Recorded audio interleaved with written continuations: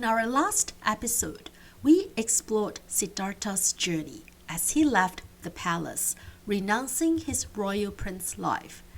In this episode, let's divert our attention from Siddhartha and delve into the stories of the supporting characters. After witnessing Siddhartha's resoluteness to become a recluse, Channa sadly led Kandaka away from Siddhartha. The path back to Kapilavastu was arduous, each step laden with the weight of Kandaka's sorrow at being separated from its master. As Channa and Kandaka distanced themselves from Siddhartha, the once majestic steed succumbed to the burdens of the journey. With a sigh, Kandaka collapsed, exhaling its last breath. Some whispered that it must be the overwhelming longing for Siddhartha that claimed Kandaka's life. Yet, in the vast tapestry of existence, death was but a doorway to another realm. Kandaka, the royal steed, found himself reborn in the Tavatimsa heaven, a celestial heaven where gods and goddesses dwell. In this ethereal realm, Kandaka emerged as a great deity, bearing the same name, but now adorned with celestial splendor and leading an array of celestial beings. In cultures worldwide, gods and goddesses have been revered as the embodiment of existence, symbols of absolute power over the world and humanity. But, dear friends, the story of Kandaka defies conventional beliefs. It challenges the very core of our understanding about divinity. Can you envision a deity dwelling in the celestial realms who, in a previous life, was simply a horse? Once a creature written by humans, now a celestial being. In the expansive landscape of ancient India, where gods were worshipped and feared, this notion was truly groundbreaking.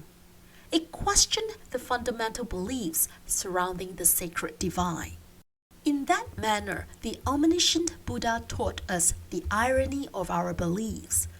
Through his enlightenment, Buddha could perceive the afterlife of other beings, and in our story, a horse that people rode on became a deity that they would one day worship. By disclosing the divine in such an unexpected form, the Buddha becomes a wise educator, guiding us to question preconceived notions and seek deeper truths. So, as we embark on this journey of reflection, let us appreciate the profound teachings hidden within the story of Kandaka. Perhaps this will lead us to question the unthinkable. What is so great about the divine if it is attainable by a horse? Now let us shift our focus to another perspective, one that challenges the very essence of religious comprehension. If a humble creature like a horse can ascend to the divine realms, why can't we, dear friends?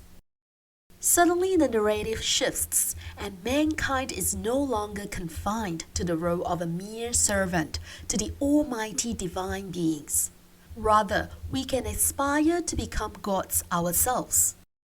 The Buddhist scripture tells us that with virtuous deeds, this transition to divinity is not just possible, but readily attainable. To become God, one just needs to be virtuous and contribute vastly to the welfare of others in his or her lifetime. Engaging in virtuous deeds is not an insurmountable challenge. We need only be mindful of our body, speech, and mental actions. However, according to the teachings of Buddha, heaven is not the ultimate destination.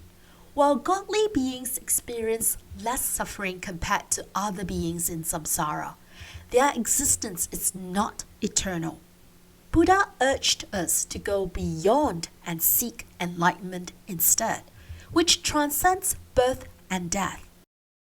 For those new to Buddhism and accustomed to perceiving the divine as supreme, This revelation may be nothing short of groundbreaking. As for those without the lofty ambition to become divine or a Buddha, the story of Kandaka can still convey a powerful message. And that message is to be respectful toward others. Well, because who knows, even an inconsequential horse can become a god. The conclusion of Kandaka's story challenges conventional beliefs about divinity, urging us to question mankind's preconceptions. It empowers us with the wisdom to question this taboo subject. The horse's transformation into a celestial deity become a profound lesson, highlighting the potential for greatness in every being. In Buddhism, the divine beings are not mysterious forces that command absolute obedience, but fellow beings like us, who transfer to higher existence due to their positive services to fellow beings. However, the Buddha's teachings caution against seeing heavenly realms as the ultimate destination, emphasizing the pursuit of enlightenment instead.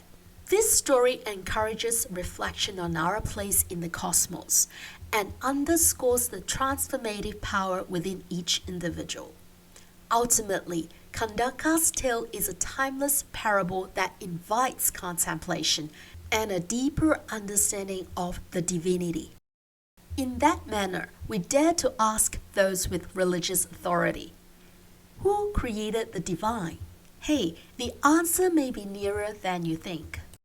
As we delve into the realms of wisdom and reflection, may the journey of Kandaka inspire you to question the foundations of divinity and explore the transformative power within.